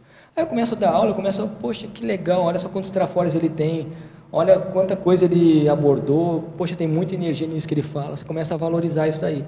E automaticamente começa a fazer também essas reconciliações. E às vezes pode ser o contrário, às vezes a pessoa tem uma impressão de você, porque às vezes no nosso dia a dia a gente manifesta, muitas vezes, a gente está manifestando alguma coisa, sei lá por quê, mas a pessoa te olha assim, ela tem uma impressão de você. Aí quando a gente tem a oportunidade de conversar, de dar aula junto, ou de um assistir a aula do outro, por exemplo, aquilo muda essa visão e automaticamente cria essa reconciliação também. Sem precisar falar nada, muitas vezes. Vai falar, Michel? E também tem a condição que muitas vezes a gente aprende mais com o aluno do que com todo o corpo docente. Por isso é interassistência. Então, no caso do CIP, que ocorre direto, que o aluno tem um parapsiquismo assistencial, muitas vezes, que deixa a gente com a boca aberta. Então, fala de projeção, fala de resgate extrafísico.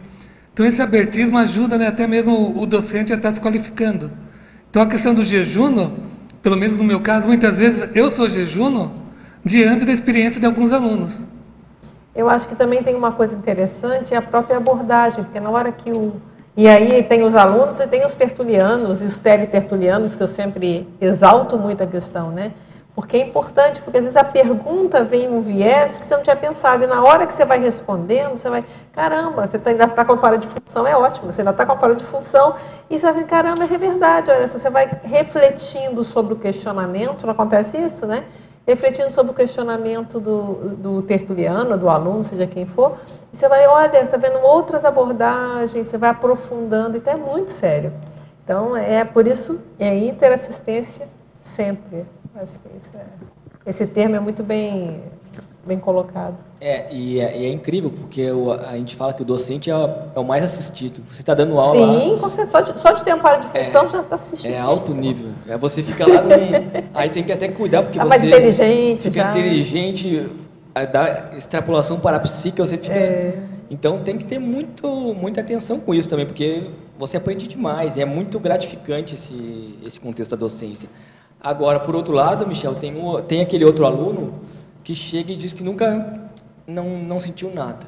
Ele não conhecia nada de energia, não sabia nada. Aí ele fala, não, mas eu não senti nada, não sinto nada e tal. Esse que eu pego nos pés, que na maioria das vezes eles falam assim, não percebi nada. Não, eu só senti energia para cá. Aí isso eu pego no pé direto. Isso que eu falo, só senti uma descoincidência no meu para-brasa, não senti nada. Poxa, a pessoa que nunca tinha vivenciado a experiência. Daqui a pouco tem um monte de coisa. E aí vem uma questão importante, porque como a gente tem muitos professores experientes, com bastante experiências, ou até alunos, como você falou, a gente coloca um patamar muito alto. Não, então a minha vivência não é tão boa, a do fulano que é. Então você valorizar também as suas experiências, porque isso é importante, né? O que você tem aí. Poderia explicar em efeitologia, terceira linha, o efeito benéfico de expressar a autopensinidade de maneira cosmoética. Tem outro também, mas aí depois eu falo. De manifestar a pensinidade cosmoética. Então, acho que uma condição que é importante é você sempre fazer aquela questão, né? Que aconteça o melhor para todos. Porque a gente está acostumado a querer direcionar as coisas. Tomara que tal coisa aconteça. Tomara que aconteça... E você vai direcionando. Quando você começa a ver que o melhor aconteça para todos, automaticamente essa sua pensinidade é cosmoética. E você começa a parar de pedir para si e começa a querer se colocar mais no trabalho assistencial de ponta e querer fazer mais pelos outros. Então você fala assim, pera aí, eu vou parar de ficar no meu egão, parar de ficar com coisa boba, que tem uma assistência muito grande para ser feita, então eu vou me reconciliar com o povo todo. é cosmoético fazer isso. E aí você começa a respeitar o momento de cada um, o paradigma da pessoa. Até tem uma condição interessante com relação a isso, da pensenidade. Tem aquele filme 12 anos de escravidão, que tem uma hora que o senhor lá está com um chicote, batendo na escrava lá, né?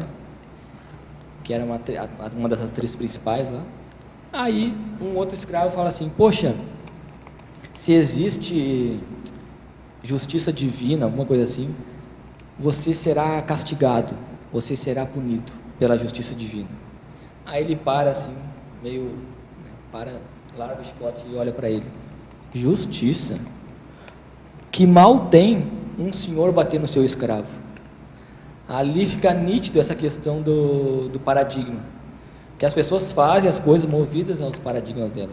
E a gente tem que, obviamente, usar o binômio admiração e discordância, aí na ideia e não na pessoa, mas respeitar o nível evolutivo dela. Porque muitas vezes a pessoa tem algum ato, alguma atitude que você não concorda, você já começa a pensar mal dela. Começa a pensar mal da pessoa e não da ideia da pessoa. Então, você pensar e dar o contra na ideia é cosmoético. Você ficar pensando mal da pessoa é anticosmoético. Aí cada um vai ter que refletir sobre o seu código pessoal de cosmoética, né? Mas é isso que eu quis colocar com relação a isso. E o efeito da autodesassedialidade diária conquistada dia a dia. Esse também é um verbete que eu apresentei aqui, autodesassedialidade diária, que não foi para o YouTube, porque eu divulguei um vídeo um vídeo do professor Walter, que nem vou falar, senão depois, que tinha dado algum problema no YouTube que não podia, enfim, não estava disponível. Aí o pessoal cortou e não editou ainda esse verbete da autodesassedialidade diária. Então, qual é o conceito disso? É você procurar diariamente, poxa, por hoje eu não vou me assediar. Que até eu tinha colocado desperticidade diária, mas a pessoa colocou autodesassedialidade diária. Não, por hoje eu vou ficar desassediado. Eu não vou entrar em patopensinidade, não vou pensar mal dos outros, vou manter essa retilinearidade. Quando você faz isso, você começa a aumentar o seu estofo. Poxa, então já estou há, sei lá, quantos dias sem pensar mal de ninguém, sem ficar assediado. Porque uma coisa é você perceber, fazer a escagem lusta, perceber a consciência na sua psicosfera, e você saber que ela vai ser encaminhada. Você está ali assistindo esse contexto. Outra é ela está na sua psicosfera e você não perceber. Aí você está sendo influenciado sem saber desse contexto. Então, quanto mais a gente faz isso, mais lustro a gente fica para assistência e mais os amparadores podem contar com a gente. Então, aí você começa a fazer isso, num crescendo, vai expandindo, sei lá por quanto tempo. Você vai dar curso, por exemplo, você começa a ver que os amparadores estão confiando mais em você. Eles sabem que o seu estofo está melhor. Na TENEPS é a mesma coisa, porque você está fazendo o dever de casa, você está fazendo a sua parte. Então tem muito a ver com a autodesassedialidade diária. Tá certo. Ok, obrigado. Porto Alegre. Parafatologia, página 13, final da terceira linha de baixo para cima. Poderia comentar sobre a dissensão cosmoética? Essa dissensão cosmoética é você assumir determinados questões de liderança, patamares, mas você vê que tem alguma condição monárquica ainda relacionada àquilo. Aí você abre mão relacionada ao ego, a todo esse processo, e vai aprofundar nessa autopesquisa para ver realmente qual o sentido da assistência. Será que é só o rótulo? Porque a gente tem, na vida intrafísica, enfim, a gente tem muitos rótulos. Porque o fulano é isso, aquilo, aquele outro. Mas, na minha opinião, o rótulo em si, ele nada mais é que uma oportunidade de alavancar a sua assistência. E por mérito seu, obviamente. Mas aí você começa a refletir, poxa, mas a minha intenção está legal? Tem alguma coisa que eu posso melhorar? Está meio destoada essa minha liderança? Aí você dá aquela segurada, vai lá para a holoteca, o holociclo, refletir, autopesquisar e aprofundar nisso daí, né? Eu vejo assim esse contexto da ascensão cosmoética. Não sei se você gostaria de colocar mais alguma coisa aí, Adriana. Aqui. Tem o verbete do professor Valdo, né? Da dissensão cosmoética. Sim. Então a pessoa pode, eu posso até pegar aqui, você quer que eu pegue o verbete? Até eu dei uma olhada também, é interessante, diferente. Esse verbete é muito bom, é. justamente de você, é mais ou menos o que você falou, você vai fazer uma dissensão cosmoética, você vai baixar o nível para entrar mais de igual para igual em determinado E trabalho. se for pensar... É o que a gente vai fazer na intermissiologia, né? E se for pensar nessa questão do, pelo menos eu penso assim, do serenão, né? Então ele faz uma dissensão. A consciência que tem mais, digamos assim, tem mais autonomia, tem mais liderança e tudo mais, e faz essa dissensão. E anônimo. E anônimo. Ela faz essa dissensão do ego, de aparecer. Por isso que chega nessa condição, né? Então acho que é interessante essa... Mas pegando para o nosso caso é isso, né? Fazer essa... A gente pega, se eu conseguir pegar ele aqui. Você quer ir perguntando? Enquanto isso eu vou pegando a dissensão aqui. Gabriel, aqui na página 13, na parafotologia, na terceira linha de cima para baixo, fala dos paracotovelomas gerados pela autopesquisa multidimensional do docente. Você pode expandir? Esses paracotovelomas têm muito a ver com... até eu coloco um verbete, que é aquela impossibilidade de omnicomprazimento. Então, é que não dá para agradar todo mundo. E nem é esse o objetivo. Quando você começa a amadurecer, fazer suas reciclagens, aprofundar na sua autopesquisa, automaticamente você vai criando desafetos espontâneos. Tem consciência que, vamos supor, você está num grupo lá e você começa a querer mudar aquilo. Acontece muito isso quando a pessoa vai se posicionar para ser voluntário ou para ser docente, o que for. Tem muitos grupos do passado que começam a se incomodar com aquilo. Poxa, mas por que o fulano vai querer fazer isso? Ele sempre ficou com a gente aqui o tempo todo, fazia a festa, a gente se alimentava da energia dele, do álcool, do cigarro, o que for, né? E aí eles começam a se incomodar com isso, essas consciências. Aí você, essa pessoa que se posiciona, ela começa a mudar de grupo. E automaticamente vai criar cotoveloma. Aí se a gente pode pegar para o nosso contexto, você começa a expandir a sua assistência, começa a amadurecer mais, porque é um alto esforço seu, você está arregaçando as mangas e está fazendo esforço. Aí a outra pessoa que não quer entrar nesse contexto, não quer aprofundar na autopesquisa, não quer fazer as reciclagens necessárias para chegar naquela condição, ela começa a ficar com esses cotovelomas. Aí começa a ficar incomodada, começa a falar mal, começa a ficar... mas fulano, não, isso aí não... Porque é mais fácil falar do outro do que fazer alguma coisa para amadurecer, né? Então, eu acho que é muito sério. Aí vem a questão da paracotoveloma. E tem da Consex, da Consim, enfim, todo esse contexto. Porque é muito séria essa questão de vários casos que a gente acompanhou de pessoas que tinham muita dificuldade de se posicionar porque tinha ainda tinha relacionado a bebida, cigarro, o que for, ou grupos religiosos, e aí a gente via que tinha todo um grupão extrafísico lá segurando a pessoa. E quando a gente se posiciona, é alto nível, né? Vou ler aqui. Desculpa. Vai. A dissensão cosmoética é o ato, processo ou efeito da descida paradoxal da consim dos pináculos humanos, das condições improbas ou anticosmoéticas, evidentemente do egoísmo e do orgulho, para alcançar a ascensão evolutiva do altruísmo e da fraternidade vivida no caminho da evolução consciencial. Então, não era bem o que eu falei. É mais esse processo mesmo de saída, você sai do orgulho, seria isso então, né? A pessoa, ela sai do orgulho, da anticosmoética, e ela desce para, aparentemente desceu, né? Quer ver, eu vou ver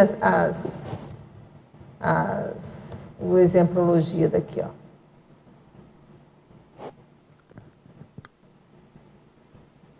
Tá indo, tá lento, mas tá indo. Pausa para pensar. Dissensão cosmoética mínima, a consecução da recim primária, e a dissensão cosmoética máxima, a consecução da recim avançada.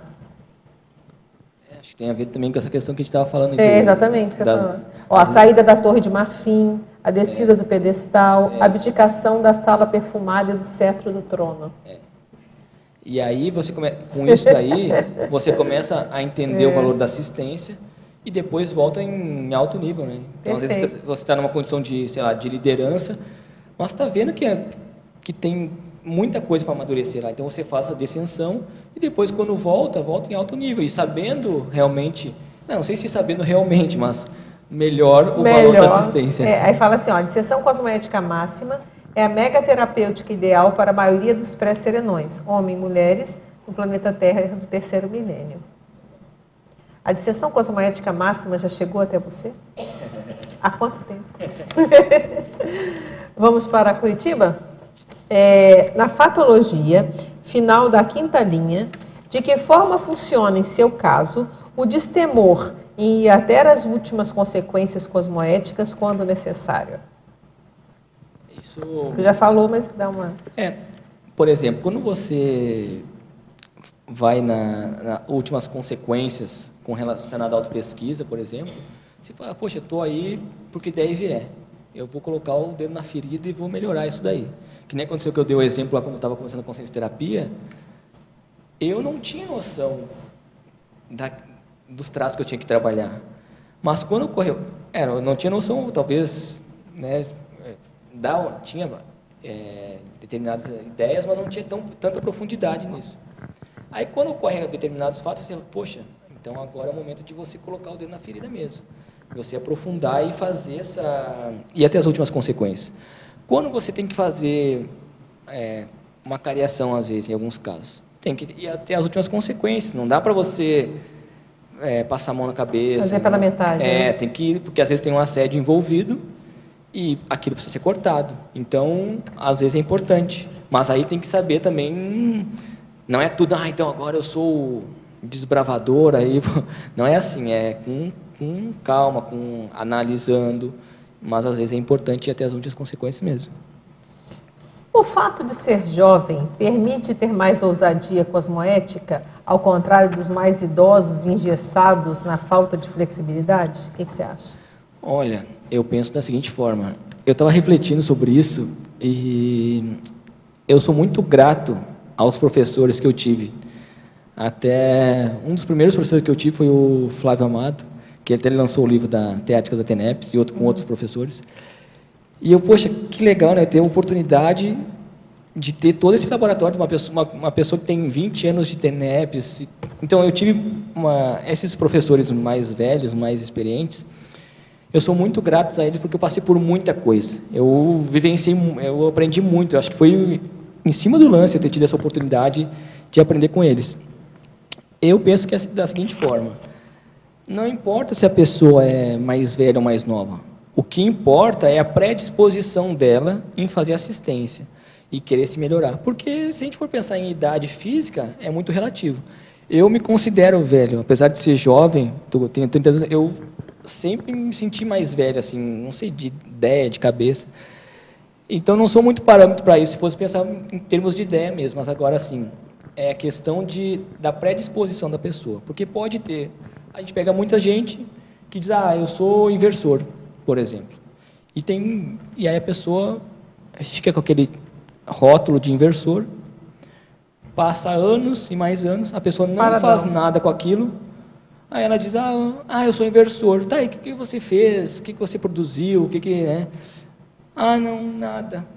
Então, qual é o saldo disso? O que adiantou ter todos esses aportes se você não fez nada com isso? Por outro lado, a pessoa lá que é mais velha, reciclante, enfim, ela está lá tocando ficha, dando de 10 no inversor. Claro que para o inversor está tudo otimizado, porque ele tem mais tempo, pode antecipar um monte de coisa. E tem muita gente que está fazendo isso muito bem. Mas tem alguns casos pontuais que a gente vê ainda que a pessoa fica estagnada. Então, isso não é parâmetro. A questão sempre vem o ponto. Poxa, esse engessamento da pessoa está me incomodando? Eu estou incomodado com nessa pergunta, né? Essa pessoa que é mais velha, eu estou incomodado porque ela está parada? Qual o problema nisso? O que eu tenho que aprender com ela ainda? E o que eu, enquanto jovem, preciso fazer para não chegar naquela condição e ficar estagnado? Porque tem muita coisa que acontece, daí eu acho que vem muito a ver com a pergunta do Tertuliano, que a pessoa chega num grau um patamar X, e ela fica mesmo estagnada. Ela não vivencia esse ciclo jejunice e veteranice. Então, ela não se expõe a fazer com sincobaia, vai para a OIC, o que for, colocar a sua autopesquisa em dia. Então, esse é um grande gargalo que eu vejo de muitos professores mais experientes, que ficam, não. Então, eu não preciso apresentar um seminário de pesquisas, um verbete para apresentar minhas demandas, trazer minhas reciclagens, porque eu já sou veterano. E a pessoa fica naquilo. Ela não faz um curso dela, enfim, um monte de coisa, porque ela fica estagnada. Mas, por trás, tem algum traço que está impedindo ela de alavancar. Assim como tem muitos jovens que ficam naquela, porque eu tenho muito tempo, que eu tenho isso, e dispersa e não faz nada efetivamente. Então, levar a sério, poxa, verbete, docência, TENEPS, livro, isso é muito sério. E não é porque a gente quer impor alguma coisa que não tem que fazer, porque é aquele contexto que a gente sabe o valor que isso tem, o quanto isso recicla. Mas o principal é assim, a gente respeitar mesmo. Olha, fulano está lá naquele contexto, fulano está estagnado, deixa ele, está tudo certo. Então, é seguir adiante mesmo. Mas a questão da idade não tem nada a ver. Como eu falei lá dessa gratidão aos meus professores mais experientes, mais velhos, para mim são exemplos. E eu não considero que eles sejam estagnados, nem um pouco. E dentro da própria psicologia, já tem um tempo que já reverteu isso, né?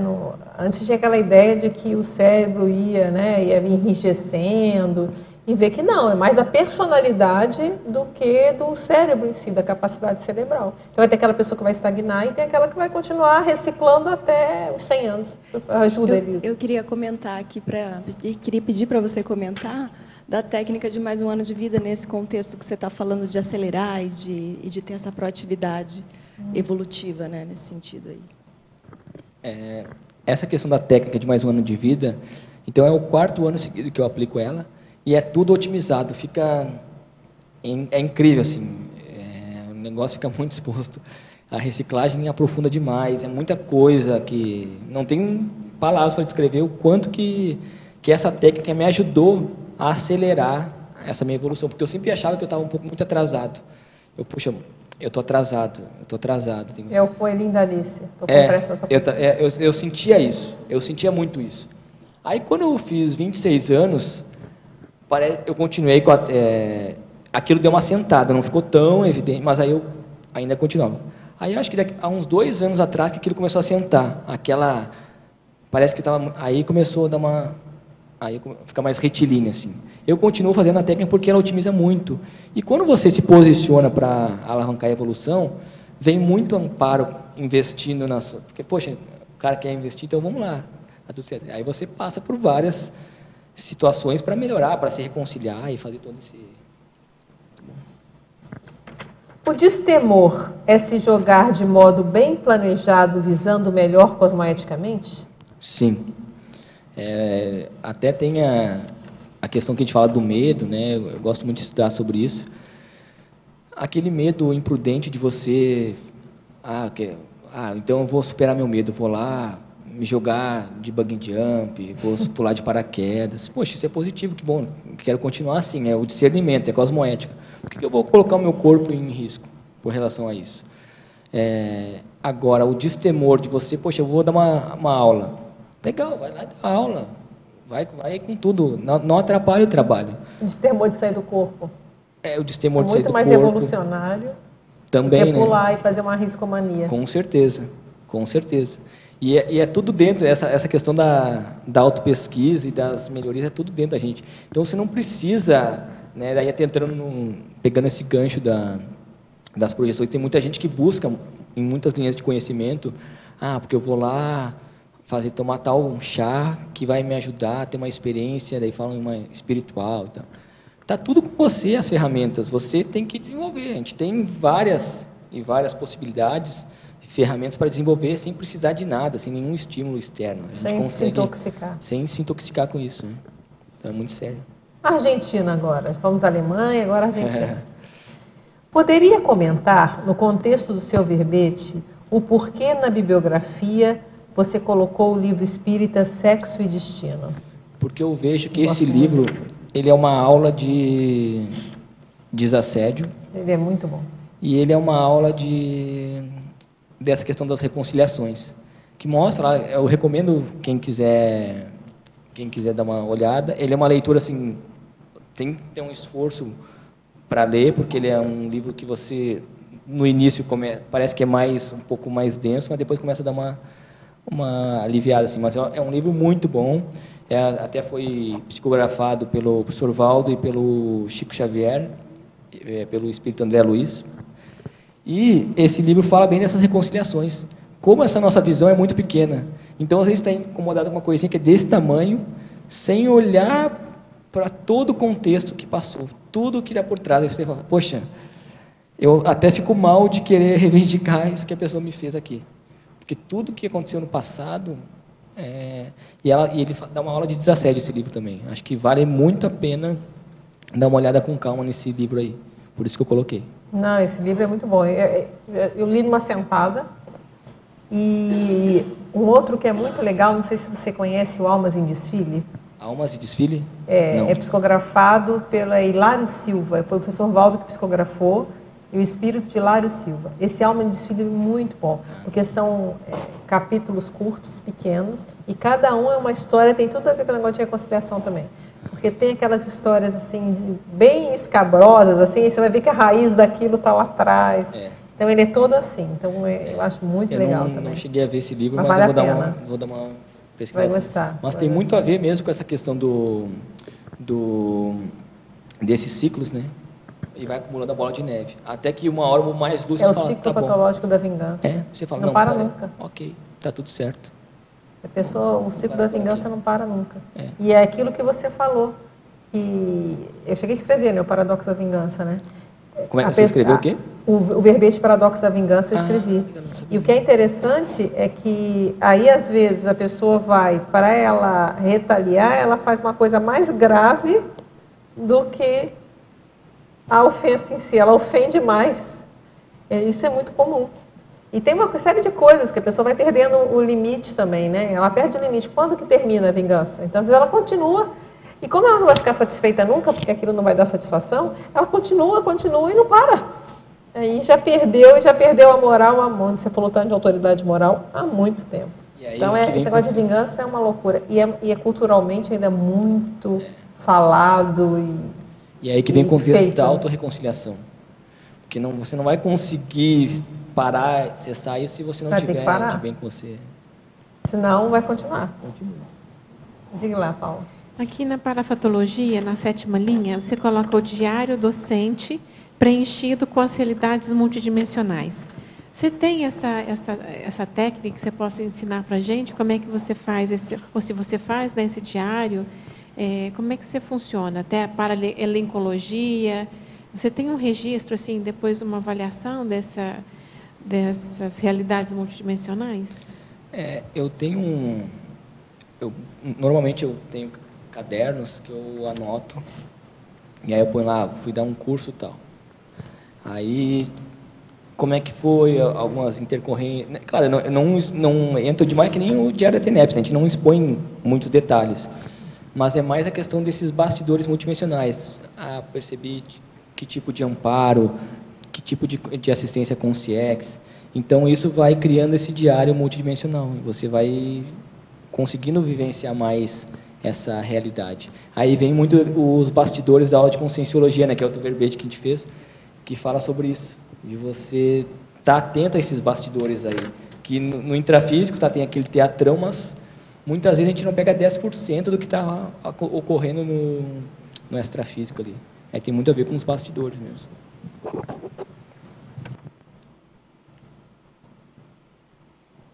Você fala assim, a condição do docente de conscienciologia estando na vitrine multidimensional. Fala mais para a turma, acho que isso que muita gente também tem um certo receio, não é não? Isso é muito sério, porque você está o tempo todo exposto.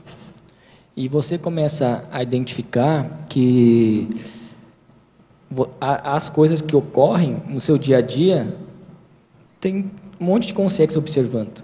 Então, a consciex que está lá, o aluno de curso intermissivo que está se preparando para vir, poxa, então olha só a limitação do corpo intrafísico, como que a pessoa se manifesta, qual é a postura que ela tem.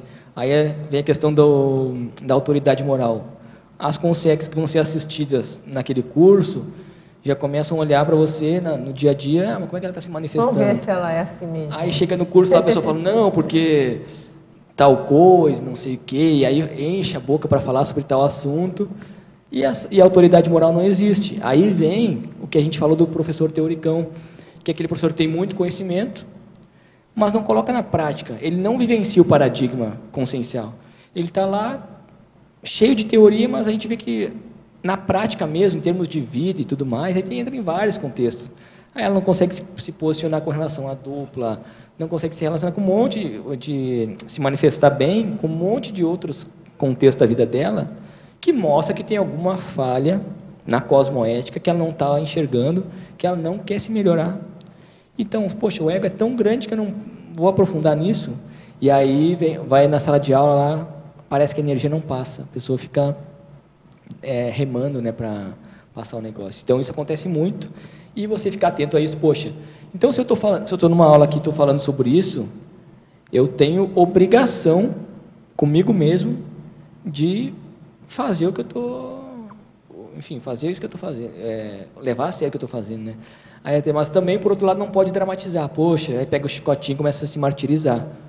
Também, assim, errou, beleza, pega isso daí e vamos em frente. Até eu brinco que o meu pai, ele, quando eu comecei a estudar Conscienciologia, ele falava, isso que vocês estudam Conscienciologia, né? Que bom que vocês estão indo lá no aquele não sei o quê. Isso que bom, né? Falava assim. Eu falei, poxa, pai, imagina se eu não tivesse indo, como é que eu estaria? Então tem que levar na boa também, assim, mas tem que saber realmente, não, peraí, tem coisas que eu tenho que melhorar mesmo, tem coisas que eu tenho que... Porque a gente está sempre na vitrine. Eu acho que isso também é um grande ganho, porque é um autoencantoamento, que a pessoa, né, ela se coloca nisso, mas é uma forma também de firmar esses ortoposicionamentos, esses posicionamentos pessoais. Porque na hora que a gente fala, a gente está falando assim, olha, pôs a vitrine, e vai todo mundo olhar. E aí? Então é uma forma também da gente se encantoar, da gente se desafiar. Então isso é muito importante. Se a gente não quer evoluir, se não quiser evoluir, tudo certo. Mas se a gente quiser evoluir mais rápido, né, deixar de ter esse corpo de bicho aqui, então vamos começar a fazer alguma coisa. E é incrível que os cursos que a gente vai dar, que tem... Até amanhã a gente vai poder falar mais sobre isso, mas tem muito a ver, aí vai pegando um momento que você está passando por algum posicionamento, alguma coisa, e tem muito a ver com o que vem você aquela está perguntinha ali, ó. É interessante. Mas é uma forma também, é positivo a gente se colocar nessa condição, é uma forma de autoenfrentamento. Aí entra a consciencioterapia, né? Começa a se enfrentar para poder superar essas, diagnostica, né? Então a docência ajuda, né, você fazer a pesquisa, depois a investigação, você tira um diagnóstico, a partir da forma que você vai conseguir lidar com aqueles assuntos, você enfrenta e supera. Aí vai vir outra coisa. Né? Outra pergunta de Curitiba. Laboratoriologia. Página 13, linha 1. Iniciamos as dinâmicas parapsíquicas aqui no EPC em Curitiba com todo o apoio da professora Adriana Lopes. É isso aí. Há pouco mais de um ano. Poderia nos falar mais da importância das dinâmicas parapsíquicas ao modo de Labcom pessoal, de modo a convidar mais participantes nas nossas dinâmicas semanais? O que as dinâmicas parapsíquicas mudaram na sua vida? Em São Paulo tem também, né? Isso é muito sério, porque esse desenvolvimento semanal, mensal até das dinâmicas é muito importante, porque você começa a criar, aumentar a sinalética, acoplamento, o seu estofo energético, tudo isso aumenta muito. É muito... Eu adoro dinâmica, tanto é que quando a gente vem para Foz, tudo que é dinâmica que eu posso fazer, eu estou atrás. Agora tem essa época que o pessoal está de recesso, acho que amanhã já começa de novo. Mas porque eu sinto isso, os ganhos que a gente tem com as dinâmicas são de alto nível. Até eu estava na dinâmica em São Paulo e... até acho que não sei se colocou graduado em psicologia ou se foi graduando, mas eu sou graduando. Não, eu falei errado, então. Tá. Você é graduando? Graduando, porque eu estou no último ano. Graduado, eu acho. Eu estou no último ano de psicologia. Ah, tá. E aí eu tive que abrir mão porque começou a clínica. Ano, já fomos uma pré-combinação. Já deu. E começou a clínica e tudo mais, então eu tive que sair da dinâmica. Tá tudo certo, mas enfim, mas é muito bom assim, o desenvolvimento que tem nessas dinâmicas é de alto nível, né? O nível de amparo, ver que o estofo que o grupo cria também, né, assim, é muito grande, porque eu fiquei 1 ano na dinâmica e dá para ver o amadurecimento do grupo. Mas aí sempre que eu tenho umas férias, um feriado, uma coisa, eu dou uma passada na dinâmica lá. É legal. Não, o que a gente vê da importância é... Por que é, na verdade? A dinâmica ela é semanal, né? Essas que a gente está fazendo. Então, toda semana a pessoa tem aquele encontro com ela multidimensional. Então, isso ajuda a fixar também, ainda mais numa cidade grande. Uma coisa a gente está aqui em Foz, que a gente lembra que é multidimensional toda hora, né? Essa é eu acho que é uma das grandes objetivos também do seu Valdo, colocar todo mundo junto aqui, né? Então não tem jeito, você é conscienciólogo em qualquer lugar, porque todo mundo sabe que você está todo mundo lá o tempo todo. Então é uma outra forma também de se encantoar. Mas a dinâmica, ela semanal, ela mantém esse ponto, né, de trabalho de energia. Então você, nem que seja durante aquelas 2 horas ali, ou 2 horas e meia, você vai lembrar que você é multidimensional. Você vai, e não só isso, você vai também treinar a questão parapsíquica no local otimizado.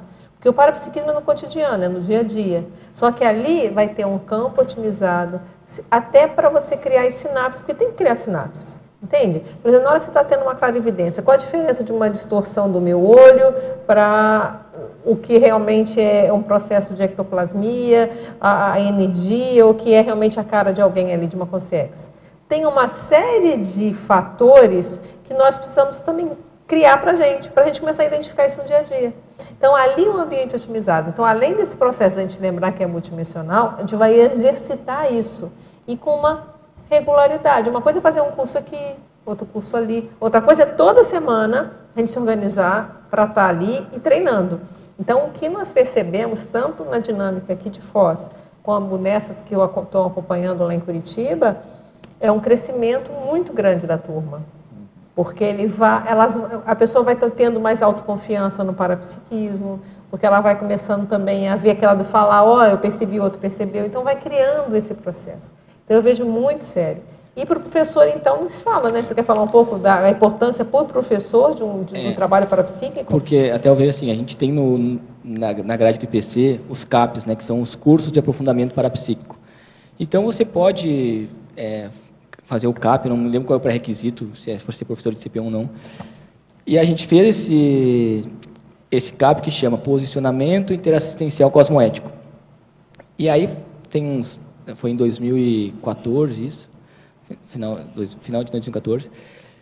E aí, incrível, a gente criou todas essas técnicas, aí tem clarividência e tudo mais. E aí, quando a gente começou a dar esse curso, era uma coisa.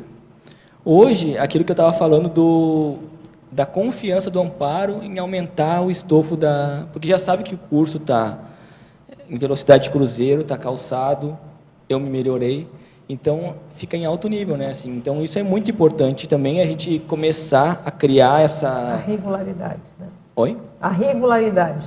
Essa regularidade. Então é muito sério mesmo. Acho que é fundamental. Poxa, o grupo lá em São Paulo, a gente vê assim, aumentou muito assim. E a pessoa vai ficando em forma. Para você ficar em forma fisicamente, você tem que fazer exercício com regularidade, senão não adianta nada.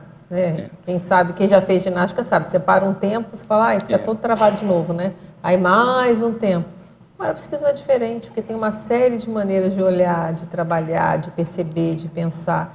Então, a própria energia. Então, é um exercício. Então, essa regularidade dá diferença. Agora, não acredita em nada, tem as experiências pessoais. E outra coisa também, que a gente, aqui em Foz, poxa, o laboratório que tem dinâmicas, que nem você falou, um monte de coisa, a complementária, a escola de parapsiquismo, que é o complementário também, é alto nível, porque quando você faz o complementário, você, poxa, tal sinalética, começa a ficar mais evidente o negócio. Então, eu acho que é muito importante investir mesmo nisso. E não por que eu vou fazer isso? Porque vai aumentar a sua capacidade assistencial. Perfeito, essa sua abordagem é muito boa. E é o que você está falando aqui, um professor de Conscienciologia, você mesmo falou em sala de aula a importância, né, de você deixar, você fala, né, deixa aí, né?